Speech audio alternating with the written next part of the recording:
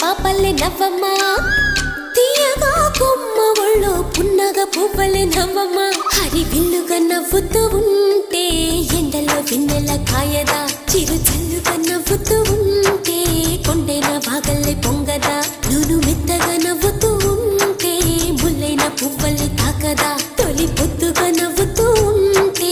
రాయైన రత్నంగా మారదా హాయిగా అమ్మ ఒళ్ళో చిన్నారి పాపల్లే నవ్వమ్మ తీయగా కొమ్మ ఒళ్ళో పున్నగ పువ్వలే నవ్వమ్మ